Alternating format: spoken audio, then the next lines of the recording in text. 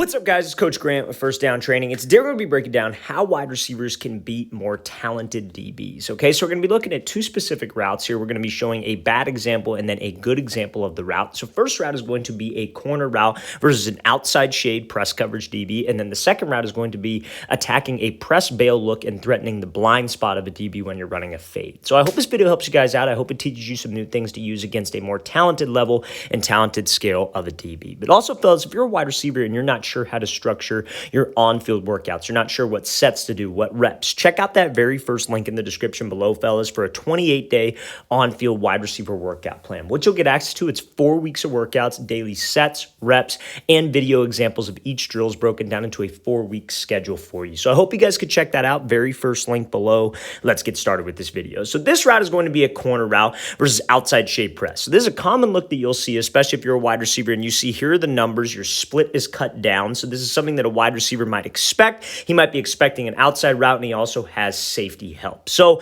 as a wide receiver, our game plan should be we want to threaten his outside shade. I want to attack him outside because that's where he doesn't want me to go. He doesn't have any help to the outside, so he's playing outside shade and is expecting the outside route. So he's lining up outside shade. I'd want to threaten him to the outside, widen him, take the inside release because I don't want to force a release, and work to restack or throw by. So let's play this thing full speed. So where Jefferson kind of goes wrong here, and obviously Jefferson's probably a top 3, top 5 wide receiver in the NFL, but Jair Alexander is a top 5 corner, right? And sometimes a corner is going to win. I get that. Sometimes he might just have a really good play, but what he could have done a little bit better on this rep is maybe try to threaten a little bit more to the outside. You see when he's stepping with his foot and his hips and his shoulders are going to the inside. Again, this can happen from receivers, are maybe trying to get off the ball quick, trying to get up into the route a little bit quick, and they might rush the release. Now, against a more patient DB who's watching your hips and he sees your hips and your shoulders take off vertical, that's what's not going to make him bite to the outside. But I guarantee you, if he maybe threatens a little bit more,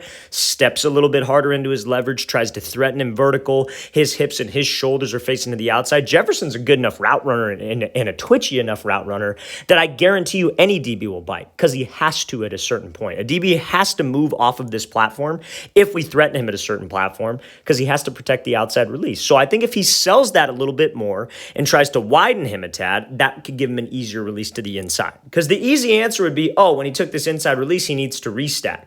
But if that DB's hip to hip with you right there and trailing your back hip, it is very, very tough to restack. Now, if this DB is in a situation where he's like overplaying this thing a little bit and he's maybe like 2 steps ahead, you could probably swat him by at the shoulder, at the hip, because sometimes he's going to play it well. But Alexander's in a perfect position here and does not bite on the move because he's expecting that outside route. He has safety help. He's completely fine with him running a post in that situation because he's right on his hip and he has help over the middle. So fellas, we have to make sure that when I have this specific type of look, I have to threaten a DB. When it's a talented DB, a lot of high school wide receivers can get away with just being bigger, just get away with being faster. But especially you see these DBs in the NFL, college guys, they're all talented, they're all fast, they're all strong, they're all physical. You need to have a little bit more tools in your tool belt. When you're on the younger side, I know Jefferson does, I'm not saying this when referring to him, but when you're on the younger side of things and you maybe just have like 1 or 2 releases and they're weak releases at that, you got to have more tools in your tool belt, or you have to perfect those more simple releases to threaten a DB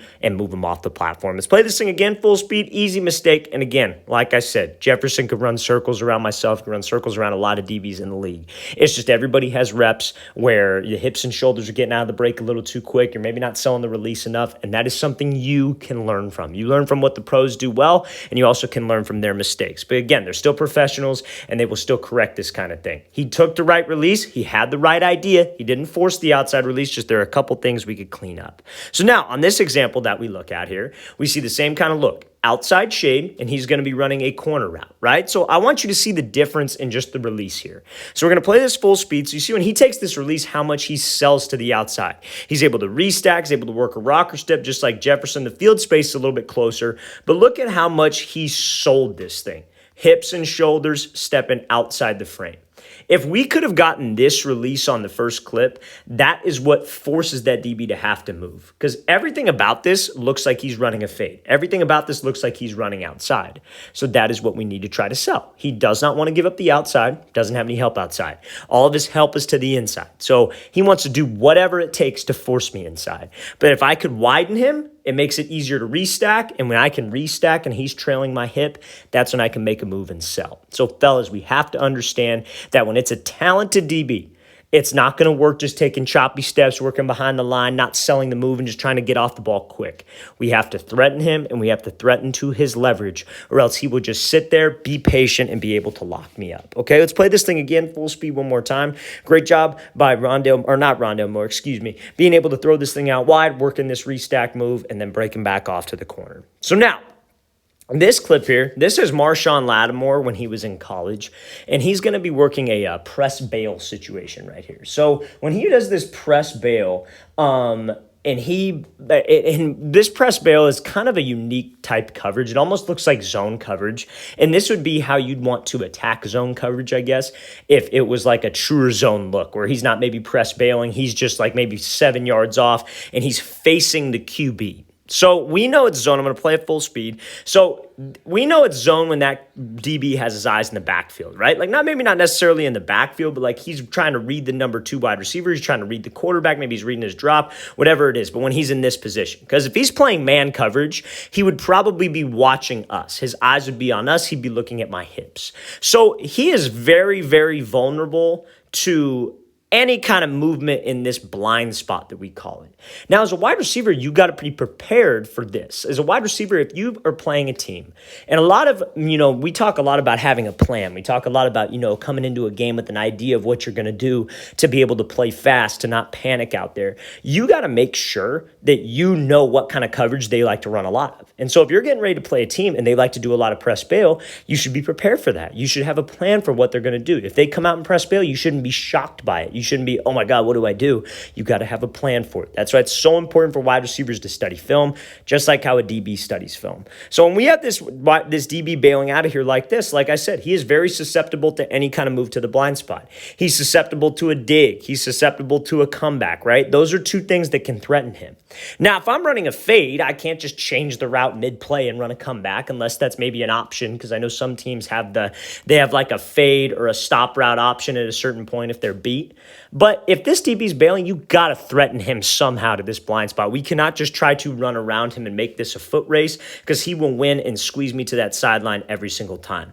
I need to threaten him either with the comeback, I need to threaten him by slowing down, or maybe doing an inside fake. But if I'm against a talented DB again, press bail, and I just try to run around him, that's almost an impossible throw for the QB, because you're about a half a yard from the sideline. But that DB's all over it because we didn't threaten him. We need to have a plan anytime that I face this press bail look. So let's play this thing full speed, and then we're going to show a good example of this from Jamar Chase. So fellas, cannot just try to run past DBs. This is what a lot of wide receivers who are very talented at the high school level tried to do. Because in high school, it would work. You're just faster than everybody else when you're that D1 caliber guy. I'm the best player on whatever team, whatever league I'm in, and I'm just going to run past you. And that's cool, and that's fine, and that works, but you got to know what to do, because when you get to that next level, or you face a talented DB at a camp, at a clinic, whatever it is, you're not going to know what to do. You're going to panic, and you're going to get exposed. So we have to make sure that we have a plan of action. So now, let's look at this right from Jamar Chase. Same kind of press bail look. Eyes are in the backfield, so it's probably a zone coverage look. He's trying to maybe read the number 2, see if maybe it's like a cover 2 situation or like cover 2 match, I would say. But he's got his eyes not on the receiver. So it's probably a zone coverage look, press bail. So when he's bailing, Jamar Chase is running probably a design stutter go, but I want you to see what this stutter can do to this DB and how we could talk about that in the last clip. So he's running off, same kind of look, does this little stutter, gets that DB to stop his hips, and he's able to slip out behind. Same idea. He's still pretty tight to that sideline, got a little bit more space than the last clip there with Marshawn Lattimore, but watch what he does here. He's running at him. He threatens the blind spot by that hip drop. He drops his butt down, drops his pad level, and he decelerates just for a split second. And you know what that gets that DB to do? That DB stops his feet because he's trying to break down on a route because he's not watching him, right? And that's part of the coverage. He's not supposed to be watching him. It's not a true man coverage look. He's trying to stack him and stay over the top. But when he feels that speed change, when he feels that hip drop and that decel, that's what's going to make the DB decelerate. And when that DB can just hesitate for a split second, I keep my head down, I drive my arms out of the break, that can widen me. Now, I'm not saying if your play call like the last one is a design fade for you to change it to a stutter go, but that doesn't mean that you can't maybe take a hard cut inside. They call that a vertical set. Well, rather than I go here, maybe I take like a hard step with my inside foot, try to sell like I'm running a post, really threaten with my upper body, get that DB to crash a tad, and then I could slip behind, rather than just me trying to run around him. Because if you just try to run around a talented DB, he will lock you up every single time. Let's play this thing again, full speed one more time. Great job here by Jamar Chase, attacking that press bail look, dropping those hips to threaten that blind spot or that front hip of the DB and create some space. All right, fellas, I really want to thank you for watching. I really appreciate it. If you guys have any questions at all, please don't hesitate to leave those in the comment section below. We always appreciate the feedback. It's always great to hear from you guys as usual. And again, fellas, if you would like a 4-week wide receiver on-field workout schedule, everything wide receivers need to do on the field, drill-wise for route running, releases, hands with sets, reps, and a video example of each drill, check out that very first link in the description below. I'll see you guys next time.